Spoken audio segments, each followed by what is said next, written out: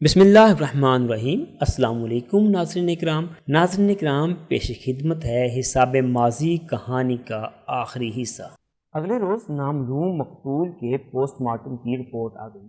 اس report کے مطابق مقتول کی موت 7 اور 8 جون کی درمیانی شب 2 اور 3 بجے کے بیچ میں ہوئی تھی۔ موت کا سبب وہی خنجر بتایا گیا تھا جو اس کی پشت سے گھس کر مقتول کے دل کو چیر گیا تھا۔ پوسٹ مارٹم کی رپورٹ میری توقع کے عین مطابق تھی۔ پہلے تو میں نے یہی فیصلہ کیا تھا کہ خاموشی سے راجو کی آمد کا انتظار کیا جائے، لیکن پھر میں نے اپنے ارادے کو بدل دیا۔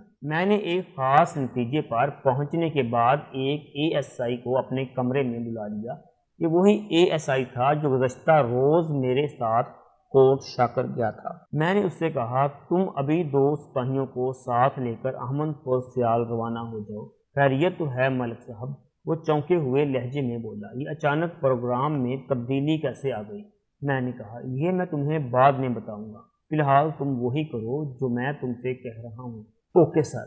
ASI سنجیدہ ہو گیا۔ اور سنو، میں نے پرخیال لہجے میں کہا، تم شام سے پہلے راجو کو میرے سامنے حاضر کرو گے۔ اگر وہ تعاون کے سلسلے میں کوئی رکاوٹ ڈالنے کی کوشش کرے تو تم اسے باقاعدہ گرفتار کر سکتے ہو۔ ٹھیک ہے ملک صاحب، میں گرفتاری کے بندوبست کے ساتھ جاؤں گا، ASI نے مطمئن انداز میں کہا۔ بس تو پھر جلدی سے روانہ ہو جاؤ۔ ASI مجھے سلیوٹ کرنے کے بعد کمرے سے نکل گیا۔ میں دوپہر تک تھانے میں رہا، پھر ایک حوالدار کو ساتھ لے کر راجو کے گاؤں روانہ ہو گیا۔ میں وہاں چودھری جمال الدین سے ملنے گیا تھا۔ شونقِ گجر کی بیان کردہ کہانی میں بہت سی باتیں نامکمل اور کئی ایک پہلو تشنہ تھے۔ میں اسی سلسلے میں چودھری جمال الدین سے ملاقات کرنا چاہتا تھا۔ چودھری جمال کا گاؤں میرے تھانے کی حدود میں نہیں آتا تھا۔ گاؤں پہنچ کر ہمیں ایک نئی بات معلوم ہوئی۔ کوئی 1 سال پہلے چودھری جمال کا انتقال ہو گیا تھا۔ تاہم اس کی وفات کے بعد چودھری کمال الدین نے حویلی اور زمینوں وغیرہ کا انتظام و انصرام سنبھال لیا تھا۔ ہم سیدھے حویلی میں پہنچ گئے۔ اس وقت ہم باقاعدہ وردی میں تھے۔ تھوڑی ہی دیر بعد ایک عالی شان سجے سجائے ڈرائنگ روم میں ہم چودھری کمال الدین کے روبرو بیٹھے تھے۔ اس کی عمر لگ بھگ 45 سال رہی ہوگی۔ وہ اپنے چہرے اور وضاحت سے ایک مغرور اور سنگ دل و شفاف شخص دکھائی دیتا تھا۔ یہ وہی بد باطن شخص تھا جس نے 20-22 سال پہلے ایک ہنستے بستے گھر کو اجاڑ دیا تھا۔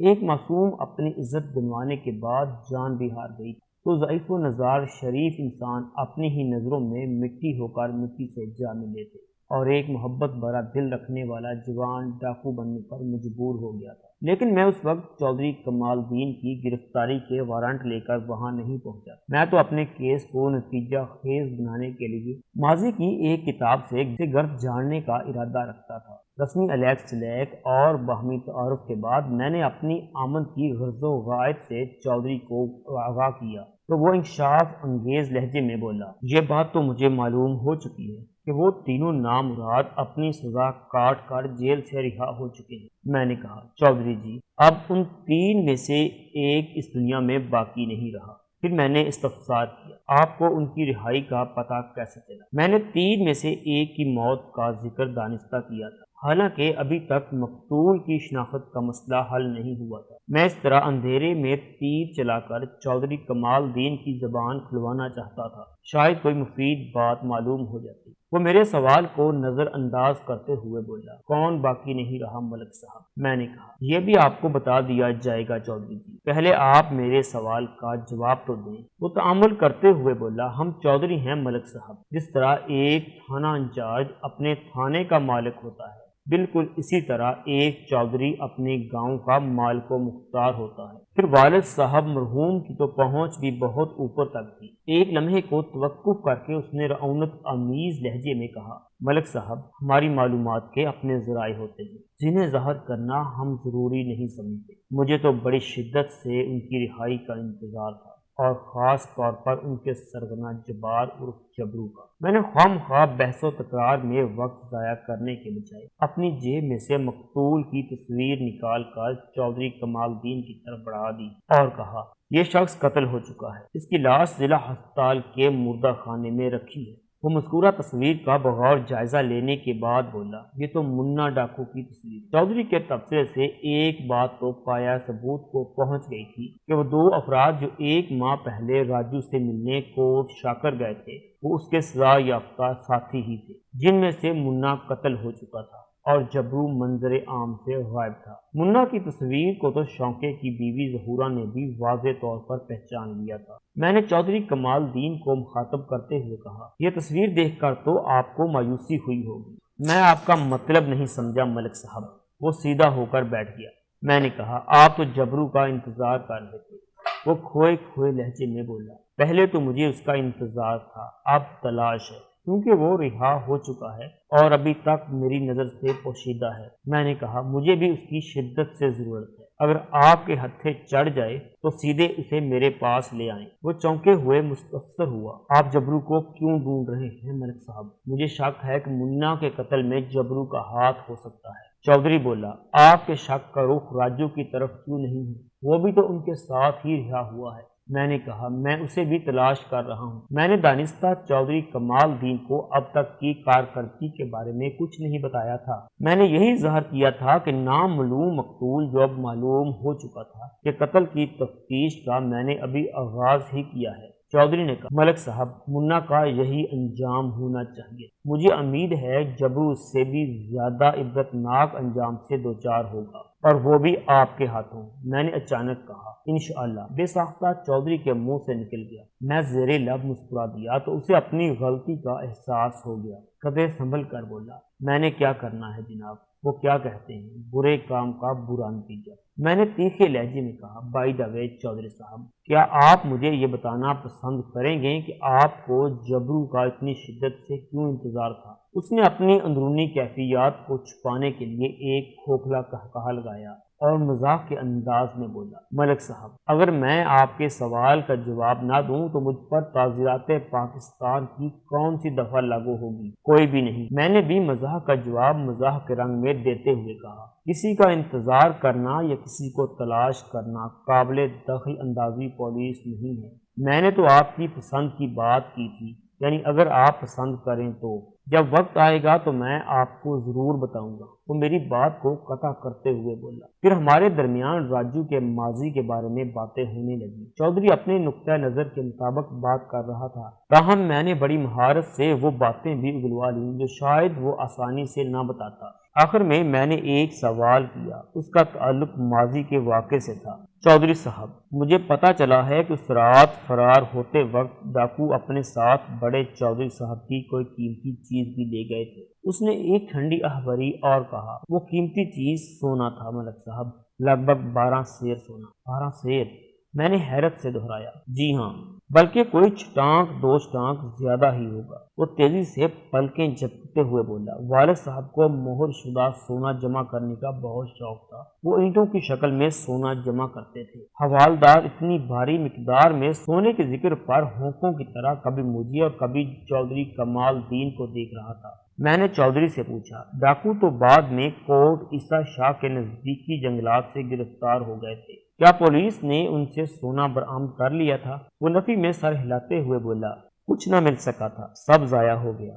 کیسے ضائع ہو گیا؟ میں نے پوچھا۔ چودھری چند لمحے خاموش رہ کر کچھ سوچتا رہا، پھر بوجھل لہجے میں بولا، ملک صاحب، جب آپ کو ماضی میں دفن اس اندوناک واقعے کے بارے میں اتنی باتیں معلوم ہیں تو پھر آپ یہ بھی جانتے ہوں گے کہ اس رات ڈاکوؤں کا ایک ساتھی شدید زخمی ہونے کے بعد ہمارے ہتھے چڑھ گیا تھا۔ سلطان جٹ تھا نام اس کا۔ اتنا کہہ کر تصدیق طلب نظر سے چودھری نے مجھے دیکھا۔ میں نے اس بات میں سر ہلا دیا۔ وہ بات جاری رکھتے ہوئے بولا، اس ڈاکو کا آخری وقت آن پہنچا تھا، اس لیے اس نے سچ بولتے ہوئے ہمیں ڈاکوؤں کی خفیہ پناہ گاہ کے بارے میں بتا دیا تھا، اور اس کے ساتھ ہی سلطان جٹ کی سانس ٹوٹ گئی۔ بعد ازاں ہم نے پولیس کی بھرپور مدد سے 3 ڈاکوؤں کو گرفتار کر لیا تھا۔ یہ سب باتیں مجھے معلوم ہیں۔ میں نے کہا، آپ سونے کے ضائع ہونے کی بات کر رہے تھے، وہ کیا چکر ہوا تھا؟ ڈاکو ہماری گرفت میں آ چکے تھے۔ چودھری نے گفتگو کے سلسلے کو آگے بڑھاتے ہوئے کہا، جب ان پر سختی کر کے سونے والے صندوق کے بارے میں دریافت کیا گیا تو انہوں نے ایک عجیب کہانی سنائی۔ ایک لمحے کو چودھری سانس لینے کے لیے رکا، پھر بتانے لگا۔ ان تینوں کا متفق بیان یہی تھا کہ راستے میں انہوں نے سونے والا صندوق دریا میں پھینک دیا تھا۔ واقعی یہ تو عجیب بات ہوئی، میں نے پہلو بدلتے ہوئے کہا۔ اتنے قیمتی صندوق کو وہ دریا میں کیوں کر پھینک سکتے تھے؟ چودھری نے کہا، ہم نے بھی ان کی بات کا یقین نہیں کیا تھا۔ پولیس اور تمام اعلیٰ سرکاری افسر والد صاحب کا بہت احترام کرتے تھے۔ ہم نے اپنے تعلقات کی قوت کو آزماتے ہوئے ان ڈاکوؤں کو طرح طرح کے تکلیف دہ اور اذیت ناک آزمائشی مراحل سے گزارا، مگر وہ ٹس سے مس نہ ہوئے اور ایک ہی بات پر ڈٹے رہے کہ وہ صندوق دریا برد کر دیا گیا تھا۔ ہم نے بعد ازاں دریا میں بھی صندوق تلاش کروایا، مگر ناکامی کا منہ دیکھنا پڑا۔ ایک تو ان دنوں دریا بہت زیادہ چڑھا تھا، پھر بھی غوطہ خوروں اور مچھیروں نے جالوں کی مدد سے صندوق کو بازیاب کرنے کی پوری کوشش کی۔ تلاش بسیار کے بعد ناکام و نامراد ہو کر یہ سلسلہ موقوف کر دیا گیا۔ چودھری کی بات ختم ہوئی تو میں نے پوچھا، وہ صندوق کس سائز اور مٹیریل کا تھا؟ وہ اندازہ لگانے والے انداز میں سوچ کر بولا، یہاں تک مجھے یاد پڑتا ہے اس صندوق کی لمبائی 2.5 فٹ، چوڑائی 1.5 فٹ اور گہرائی 8-9 انچ تھی۔ وہ ایک جستی صندوق تھا جس میں پیتل کا تالا لگا ہوا تھا اور اس کے اندر کم و بیش 12 سیر سونا تھا۔ میں نے کہا، جی ہاں۔ چودھری نے خاصے بلند لہجے میں کہا، وہ سونے کی پوری 100 اینٹیں تھی۔ موم جامے کی تھیلی میں محفوظ کرنے کے بعد جست کے صندوق میں رکھی گئی تھی۔ نہ جانے ڈاکوؤں کو کیسے خبر ہو گئی تھی کہ والد صاحب کے پاس اتنی بھاری مقدار میں سونا موجود تھا۔ جبرو نے گن پوائنٹ پر والد صاحب سے اس طرح سونے کا مطالبہ کیا تھا جیسے اسے بہت بھرپور معلومات حاصل ہو۔ شاید اسی لیے آپ کو خصوصاً جبرو کا انتظار ہے، میں نے معنی خیز لہجے میں کہا۔ وہ بکھلاہٹ آمیز لہجے میں بولا، میں نے کہا نا، مناسب وقت آنے پر آپ کو بتا دوں گا کہ جبرو کے انتظار اور تلاش کے پیچھے میرا کون سا مقصد پوشیدہ ہے۔ میں نے کہا، چودھری صاحب، اتنی زیادہ ماریت کے سونے کے زیاں کے بارے میں جان کر مجھے دلی افسوس ہوا ہے۔ وہ کچھ نہیں بولا، خاموش نظر سے مجھے دیکھتا رہا۔ میں نے چند لمحوں میں اس کثیر مقدار سونے کی ماریت کا اندازہ لگا لیا۔ چودھری نے بتایا تھا کہ صندوق کے اندر سونے کی 100 اینٹیں تھیں۔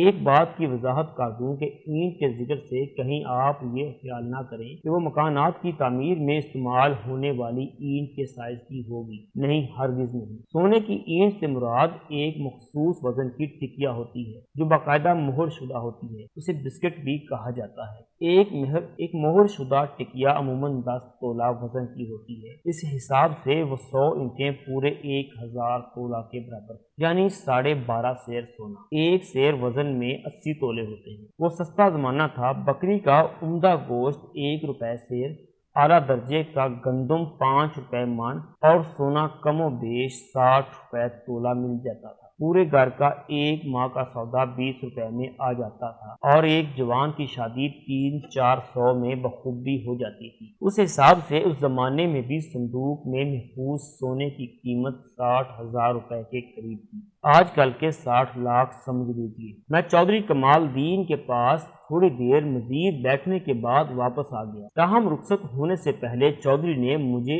اور میں نے چودھری کو اپنے بھرپور تعاون کا یقین دلایا تھا۔ میں جب تھانے پہنچا تو مغرب کی اذان ہو رہی تھی۔ احمد پور سیال جانے والا ASI دوسرے روز واپس آ گیا۔ اچھی بات یہ تھی کہ وہ راجو کو بحسن و خوبی اپنے ساتھ لانے میں کامیاب رہا تھا۔ میں نے فوراً ان دونوں کو اپنے کمرے میں بلا لیا اور ASI سے استفسار کیا، تم نے تو کل رات کو واپس آنا تھا۔ وہ راجو کی طرف دیکھتے ہوئے بولا، اس کو تلاش کرتے ہوئے پورا دن نکل گیا۔ یہ رفیق ڈوگر کے گھر سے کسی دوست کے پاس چلا گیا تھا جس کا پتہ رفیق کو بھی معلوم نہیں تھا۔ جب یہ واپس آیا تو آخری بس اڈے سے نکل چکی تھی۔ مجبوراً مجھے کل رات احمد پور سیال ہی میں رفیق ڈوگر کے گھر میں رکنا پڑا۔ میں نے ASI کو باہر جانے کا اشارہ کیا اور راجو کی جانب متوجہ ہو گیا۔ اس کی عمر لگ بھگ 42 سال رہی ہوگی۔ وضع قطع سے وہ واقعی ایک شریف آدمی دکھائی دیتا تھا، یعنی شوقے کے بیان کے مطابق وہ واقعی بیبا بندہ بن چکا تھا۔ اور مجھے اسی بات کی تصدیق بھی کرنا تھی۔ میں کافی دیر تک اس کا جائزہ لیتا رہا، پھر قدرے نرم لہجے میں کہا بیٹھ جاؤ۔ اس کے ساتھ ہی میں نے اپنے سامنے بچھی ہوئی کرسیوں کی جانب اشارہ کیا۔ وہ خاموشی سے ایک کرسی کھینچ کر بیٹھ گیا اور سوالیہ نظر سے مجھے دیکھنے لگا۔ میں نے اس کی آنکھوں میں دیکھتے ہوئے کہا راجو، میں اب تک کے تمہارے حالات سے تفصیلی طور پر آگاہ ہو چکا ہوں۔ آخری اطلاعات کے مطابق تم نے جرم کی ہر راہ ترک کر کے ایک پرامن شریف انسان بننے کا فیصلہ کیا ہے۔ کیا میں درست کہہ رہا ہوں؟ جی تھانے دار صاحب، وہ دھیمی آواز میں بولا۔ میں نے کہا تم پڑھے لکھے بھی ہو، اس لیے مجھے امید ہے کہ تم مجھے کسی سختی پر مجبور نہیں کرو گے۔ میں جو پوچھوں گا تم اس کا ٹھیک اور سچا جواب دو گے۔ راجو نے ٹھہرے ہوئے لہجے میں کہا مجھے کچھ اندازہ تو ہو چکا ہے کہ آپ نے مجھے تھانے کیوں بلایا ہے۔ میں کوشش کروں گا کہ میری وجہ سے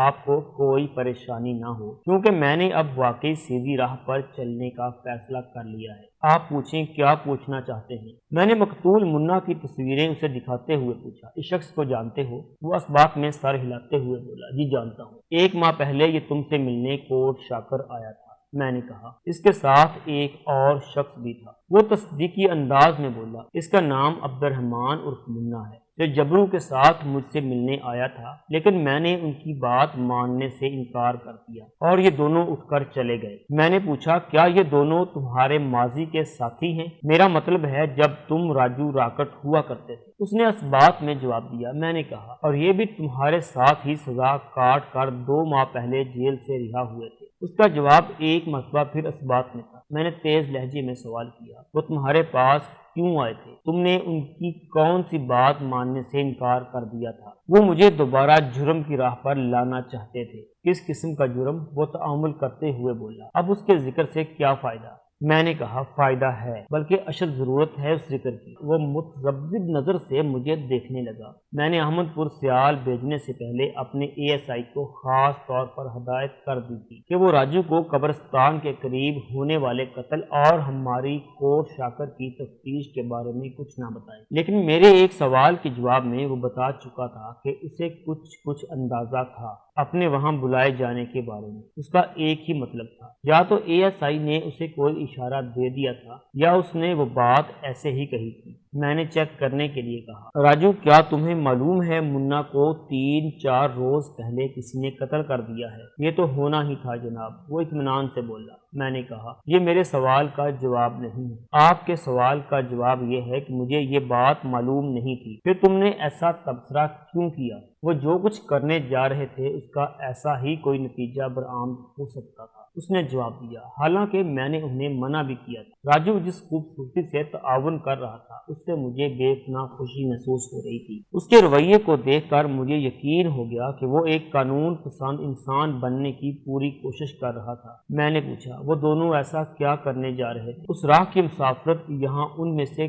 کوئی بھی دوسرے کی جان لے سکتا تھا، راجو نے ٹھہرے ہوئے لہجے میں بتایا، لالچ، ہوس اور تباہی کی مسافرت۔ میں نے پوچھا تمہاری بات سے تو یہ ظاہر ہوتا ہے کہ منا کو جبرو نے قتل کیا ہوگا۔ یہ میرا تجزیہ ہے، وہ محتاط لہجے میں بولا۔ اگر جبرو قتل ہو جاتا تو میں یہ کہتا کہ اسے منا نے موت کے گھاٹ اتارا ہوگا۔ بہت خوب، میں نے چٹکی بجاتے ہوئے کہا، اپنے خالو کے بیان کے مطابق تم واقعی بیبا بندہ بن چکے ہو۔ وہ چونک کر بولا، کیا آپ خالو شوکت علی سے مل چکے ہیں؟ ہاں، ہم کوٹ شاکر گئے تھے۔ میں نے کہا تمہارے خالو سے بھرپور ملاقات ہو چکی ہے میری، وہیں سے تو پتہ چلا تھا کہ تم احمد پور سیال رفیق ڈوگر کے پاس گئے ہو۔ اوہ تو یہ بات ہے۔ اس نے ایک گہرا سانس لیا۔ میں نے قدرے سنجیدہ لہجے میں کہا، بات تو یہ ہے ریاض احمد عرف راجو کہ ابھی تک تم نے میرے سوال کا جواب نہیں دیا۔ کون سا سوال جناب؟ وہ الجھن زدہ لہجے میں بولا۔ میں نے کہا راجو تم نے ابھی تک یہ نہیں بتایا کہ وہ دونوں تمہیں کس قسم کے جرم کی راہ پر لانا چاہتے تھے۔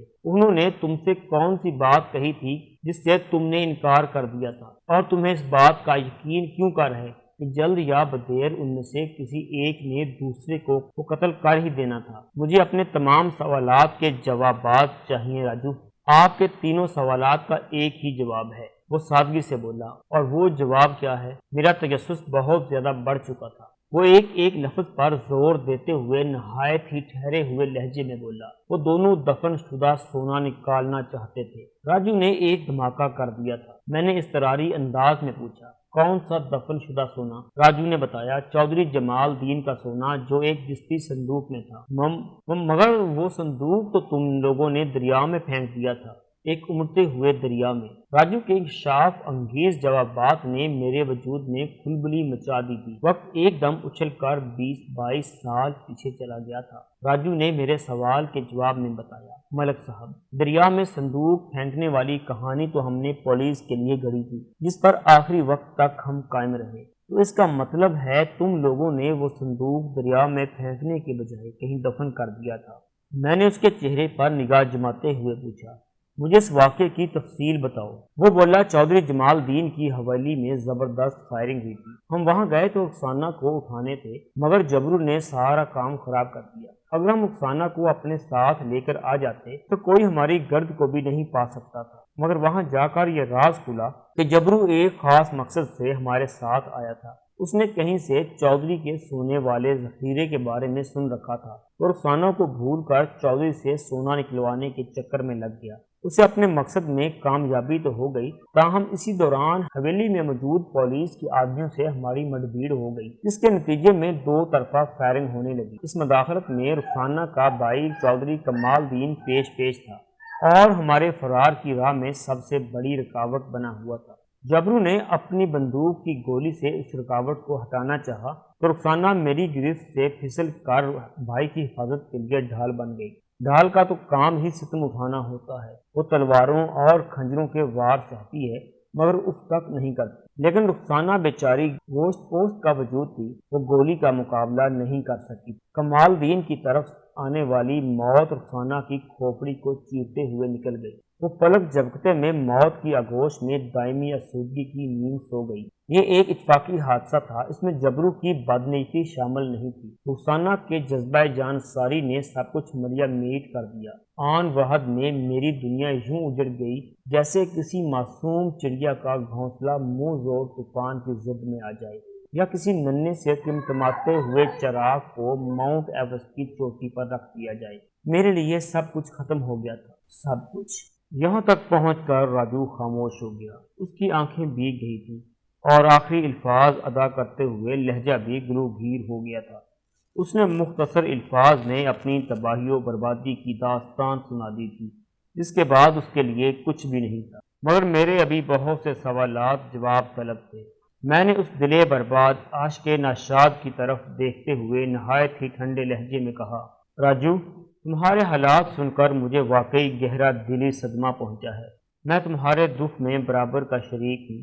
میری آواز بھرائی ہوئی تھی۔ اس نے احسان مند نظر سے مجھے دیکھا۔ میں نے کہا، اس اندھوناک واقعے کے بعد کیا ہوا تھا؟ وہ ایک گہرا سانس لیتے ہوئے ملول لہجے میں بولا، اس کے بعد وہاں ایک لمحے کے لیے بھی ٹھہرنا موت کو آواز دینے کے مترادف تھا۔ سونے والا صندوق جبرو کے قبضے میں تھا۔ ہم نے آنے واحد میں وہاں سے فرار ہو جانے ہی میں عافیت جانی، لیکن بدقسمتی سے ہمارا ایک ساتھی سلطان شدید زخمی ہو کر وہیں گر پڑا تھا۔ ہم تینوں بدقت تمام حویلی سے نکل آئے تھے، تاہم ہمیں سلطان کی فکر لگی ہوئی تھی۔ پولیس والے اس کی زبان کھلوا سکتے تھے اور بعد ازاں ہمارا خدشہ سچ ثابت ہوا تھا۔ سلطان کی نشاندہی پر ہی پولیس ہم تک پہنچنے میں کامیاب ہوئی تھی، تاہم سلطان بھی بعد میں چل بسا تھا۔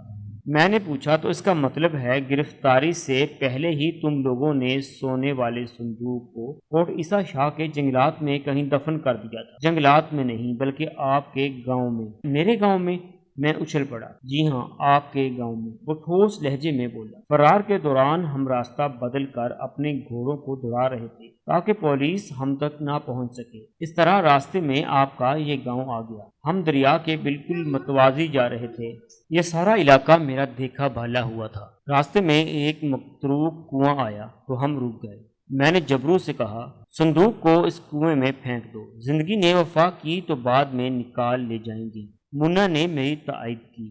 اس طرح ہم اس صندوق کو آپ کے گاؤں کے متروک کنویں میں پھینک کر آگے بڑھ گئے۔ ہم نے صندوق کو دفن نہیں کیا تھا بلکہ وہ خود ہی دفن ہو گیا۔ وہ کیسے بھئی؟ راجو کی بات میں ہضم نہیں کر سکا تھا۔ صندوق خود بخود کیسے دفن ہو سکتا ہے؟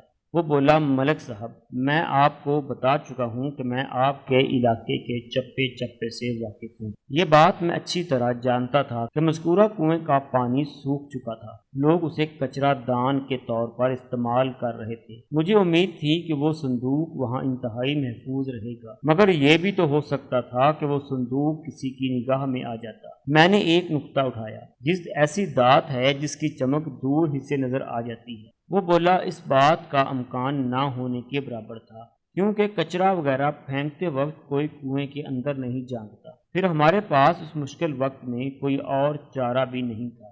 اس کا مطلب ہے وہ صندوق اب بھی ہمارے اسی گاؤں میں دفن ہے۔ میں نے اندرونی جوش کو دباتے ہوئے کہا، کیا تم اس کی نشاندہی کر سکتے ہو؟ میرا مطلب ہے میں نے تو اس گاؤں میں کوئی متروک کنواں نہیں دیکھا۔ وہ متروک کنواں 20 سال پہلے کھیتوں کے اندر موجود تھا، راجو نے کہا۔ اب واقعی وہ آپ کو نظر نہیں آئے گا، کیونکہ برسوں پہلے وہ پٹ چکا تھا اور اب تو وہ جگہ قبرستان کی حدود میں شامل ہو چکی ہے۔ میں ایک دم اپنی کرسی سے اٹھ کر کھڑا ہو گیا۔ راجو نے بات ہی ایسی کی تھی کہ میں اطمینان سے کرسی کے اندر موجود نہیں رہ سکتا تھا۔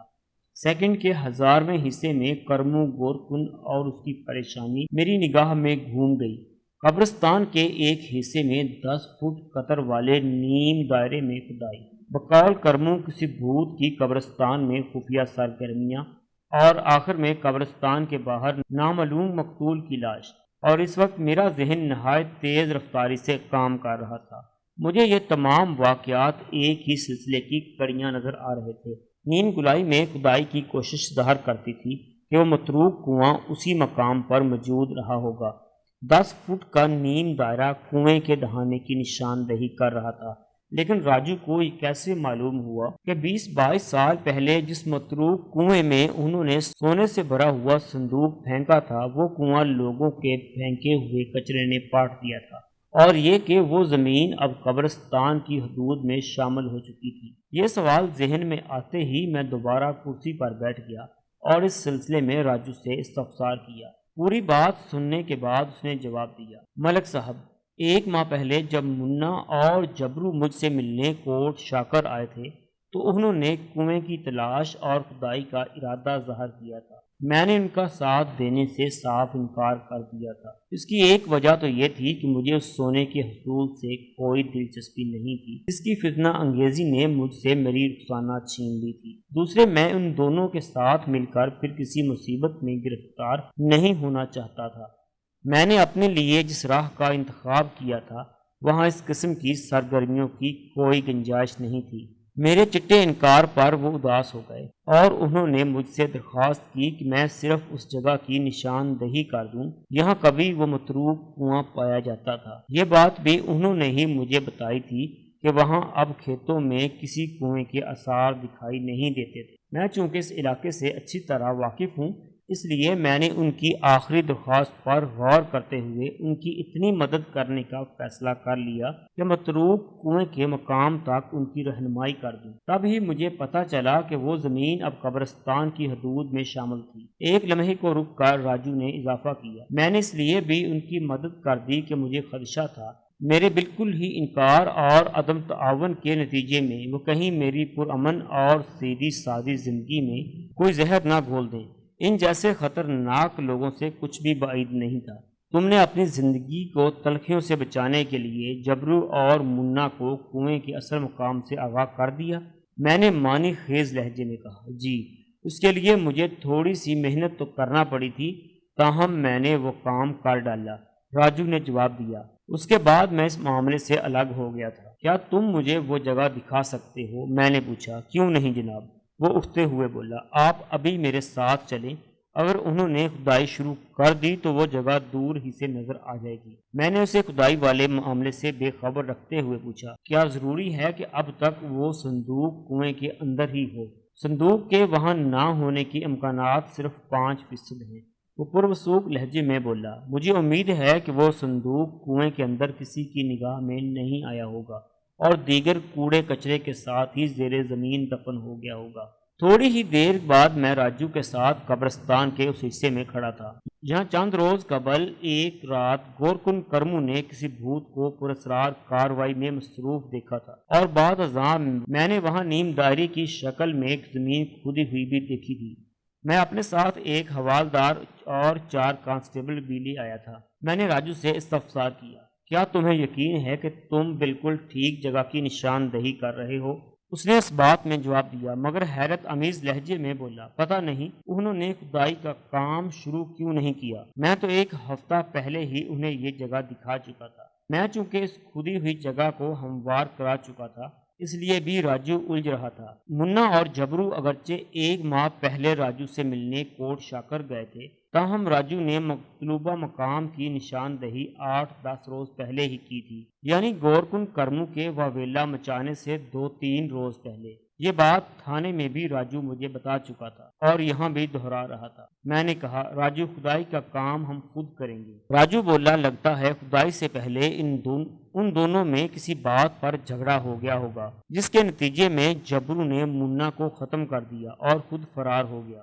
تمہارے خیال میں وزن ہے راجو، میں نے کہا، لیکن جبرو زیادہ عرصے تک منظر سے اوجھل نہیں رہ سکتا۔ وہ سونے کی اتنی بھاری مقدار کو فراموش نہیں کر سکتا۔ وہ دوبارہ قسمت آزمائی کے لیے ادھر کا رخ ضرور کرے گا۔ شاید وہ اس انتظار میں ہو کہ منا کے قتل کا معاملہ کچھ ٹھنڈا پڑ جائے اور آپ اس سے پہلے ہی کھدائی کا کام نمٹا دینا چاہتے ہیں۔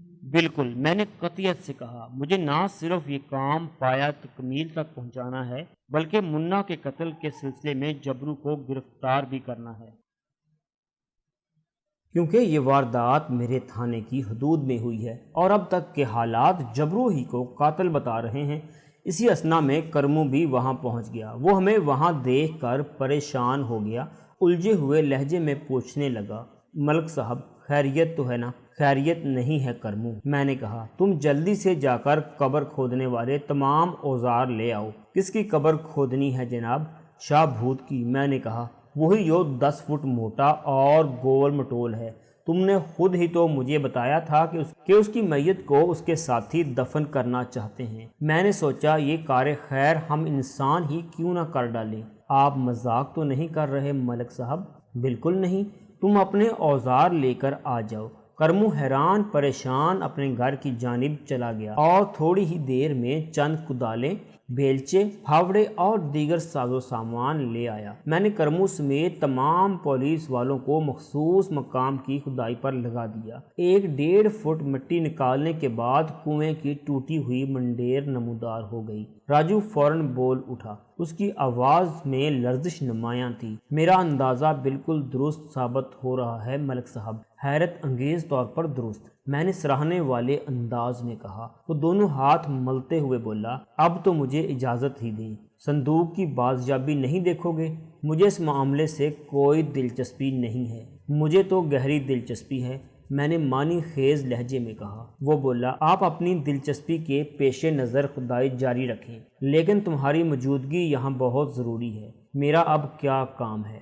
میں نے کہا، راجو، جب تک کھدائی کا کام مکمل نہیں ہو جاتا میں تمہیں جانے کی اجازت نہیں دے سکتا۔ کوئی منفی یا مثبت نتیجہ برآمد ہونے تک تم میرے مہمان رہو گے، یعنی سرکاری مہمان نہیں، میرے نجی مہمان۔ میں سمجھا نہیں، وہ الجھن کا شکار ہو گیا۔ میں نے وضاحت کرتے ہوئے کہا، تم زیر حراست نہیں ہو، لیکن تمہیں ایک خاص وقت تک میری تحویل میں رہنا، تمہارا قیام تھانے کی عمارت میں ہی ہوگا، لیکن تمہارے ساتھ بہت اچھا برتاؤ کیا جائے گا، اور یہ بات تھانے سے باہر کسی اور کو معلوم نہیں ہوگی کہ تم ہماری حفاظت میں ہو۔ 1 لمحے کو رک کر میں نے اضافہ کیا، میری اس پیش بندی میں تمہاری حفاظت کا پہلو بھی پوشیدہ ہے، لیکن میری خالہ اور خالو، میں نے اس کی بات کاٹتے ہوئے کہا، ان کو تمہاری خیریت کی اطلاع دے دی جائے گی، یہ میری ذمہ داری ہے، تم بے فکر ہو جاؤ۔ ہمارے درمیان یہ گفتگو اس وقت تنہائی میں ہو رہی تھی۔ ہم کھدائی کے مقام سے ذرا ہٹ کر کھڑے ہوئے تھے۔ میں نے حوالدار کو اپنے پاس بلایا اور کہا،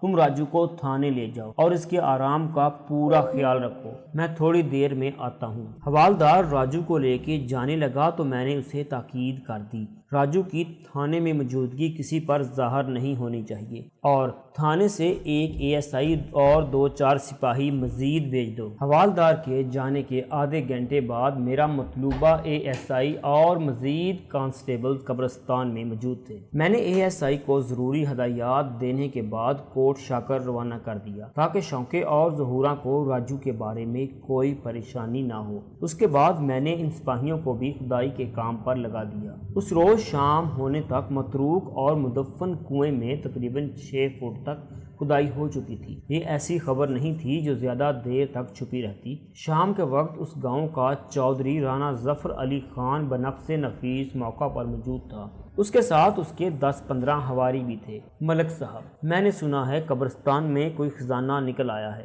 چودھری نے آتے ہی سوال کیا۔ یہ کیا چکر ہے جناب، مجھے بھی تو بتائیں۔ چکر کوئی نہیں ہے چودھری صاحب، میں نے اسے ٹالنا چاہا مگر وہ کہاں ٹلنے والا تھا، ہاتھ دھو کر میرے پیچھے پڑ گیا۔ مجبوراً مجھے اس کو مختصراً ماضی کے اس واقعے کے بارے میں بتانا پڑا۔ وہ چودھری جمال الدین کی حویلی میں پیش آنے والے معرکے سے واقف تھا۔ پوری بات سننے کے بعد رانا ظفر نے اپنے تعاون کا یقین دلایا اور اپنے ایک چمچے کو حکم دیا کہ کل زیادہ سے زیادہ بندے لا کر کھدائی کا کام مکمل کر لیا جائے۔ چودھری نے اس کنویں کی گہرائی 30 سے 40 فٹ تک بتائی تھی۔ دوسرے روز پولیس کی نگرانی میں درجن بار افراد نے دوبارہ کھدائی کا کام شروع کیا۔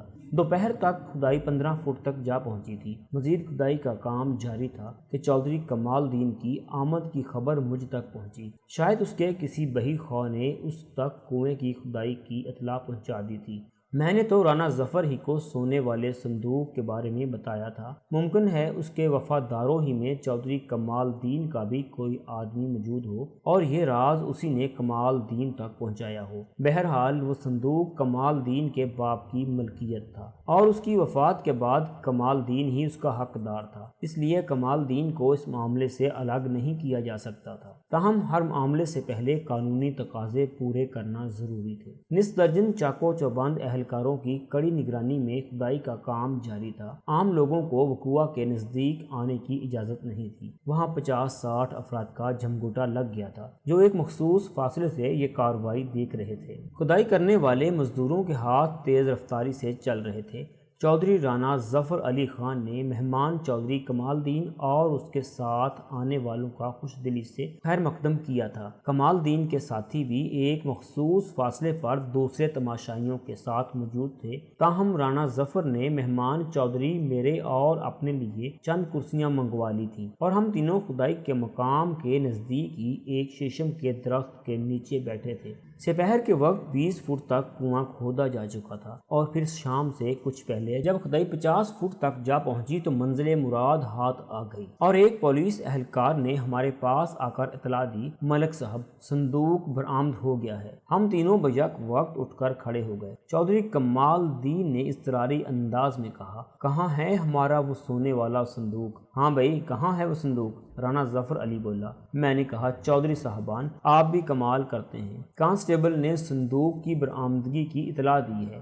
وہ صندوق اپنے ساتھ تو لے کر نہیں آیا جو آپ اس سے اس طرح کے سوالات کر رہے ہیں۔ ایک لمحے کے توقف کے بعد میں نے کہا، آئیں وہیں چل کر دیکھتے ہیں۔ وہ میری تقلید میں عین کنویں کے منہ پر پہنچ گئے۔ اس وقت کنویں کے اندر 2 مزدور جستی صندوق کے ساتھ برآمد ہوئے۔ صندوق پر نظر پڑتے ہی چودھری کمال الدین چلا اٹھا، یہی ہے وہ صندوق، بالکل یہی ہے۔ اس جستی صندوق کی حالت خاصی ابتر ہو رہی تھی۔ وہ کئی جگہوں سے پچک چکا تھا، تاہم اس کی کنڈی میں بدستور تالا موجود تھا۔ چودھری کمال الدین نے اپنی جیب میں سے کچھ برآمد کرتے ہوئے کہا، یہ دیکھیں اس صندوق کی چابی۔ سب نے اس کی طرف دیکھا۔ اس کے ہاتھ میں ایک چھوٹی سی پیتل کی چابی موجود تھی۔ وہ کہہ رہا تھا، یہ چابی ابا جی نے پوری زندگی سنبھال کر رکھی تھی۔ انہیں پورا یقین تھا کہ ایک نہ ایک دن یہ صندوق ہمیں ضرور مل جائے گا۔ اپنی وفات سے ایک دن پہلے انہوں نے یہ چابی میرے حوالے کر دی تھی۔ مجھے امید تو نہیں تھی کہ اب ایک طویل عرصہ گزر جانے کے بعد میں صندوق کی شکل بھی دیکھ سکوں گا، تاہم میں نے چابی حفاظت سے ایک جگہ رکھ دی تھی اور آج یہ کام آ رہی ہے۔ پھر وہ چابی میری جانب بڑھاتے ہوئے بولا، ملک صاحب یہ آپ کا کارنامہ ہے،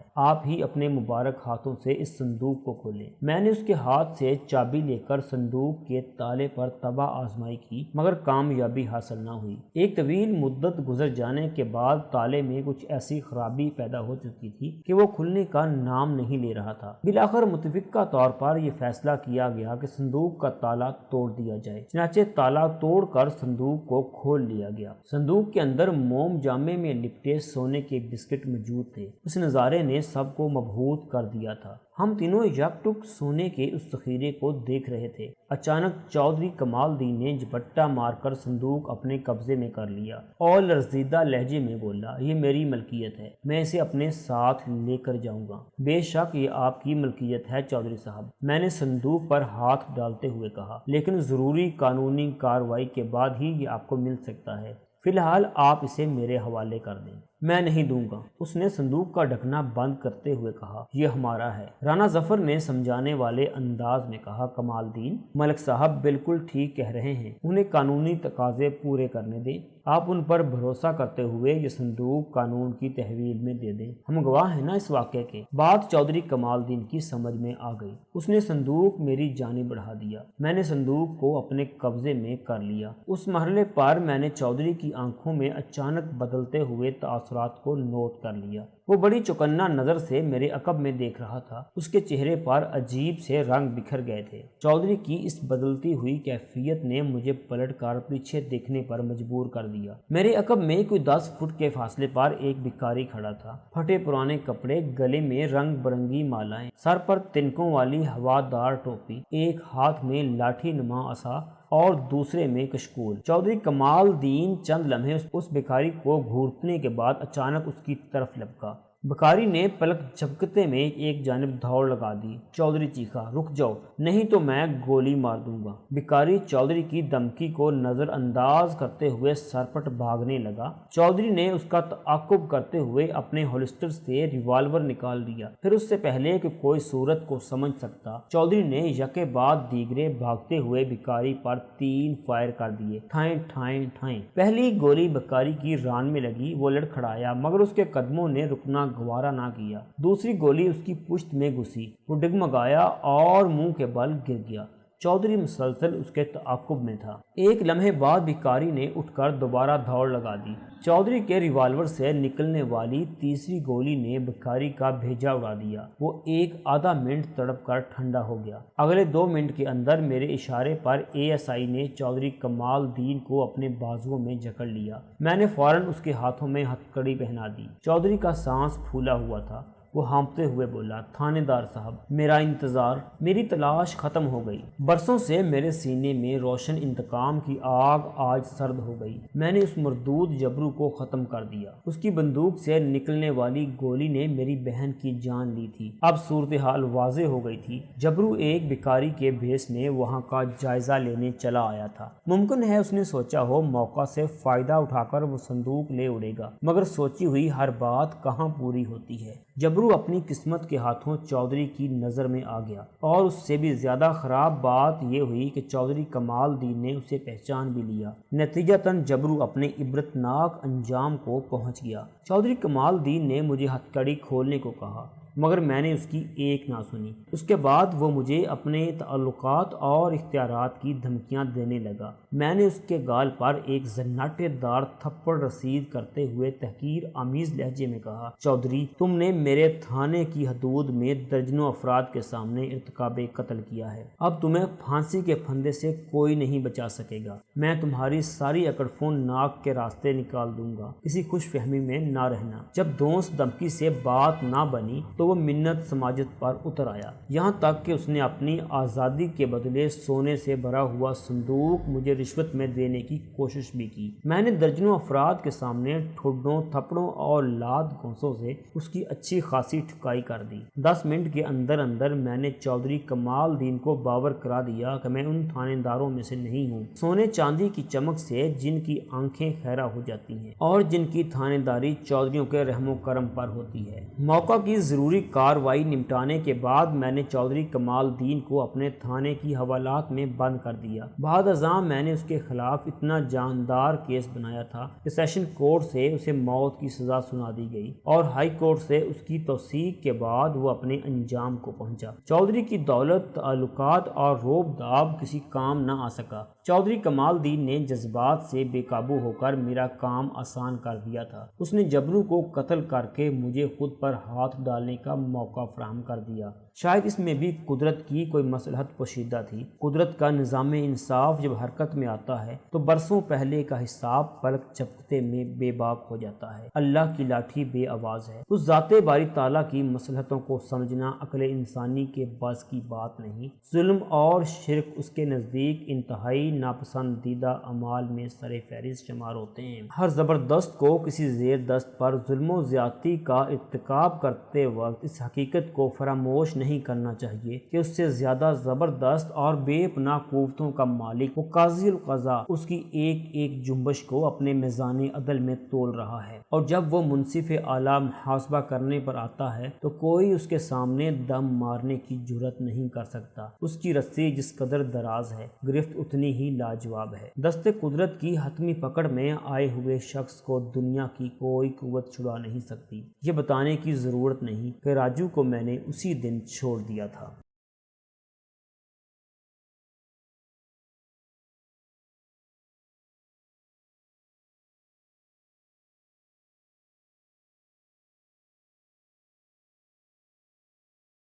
تو دوستو یہ تھی ہماری آج کی سٹوری۔ جانے سے پہلے اس ویڈیو کو لائک کریں، شیئر کریں، کمنٹ باکس میں اپنی رائے کا اظہار ضرور کریں۔ چینل کو سبسکرائب کر لیں اگر سبسکرائب نہیں کیا تو۔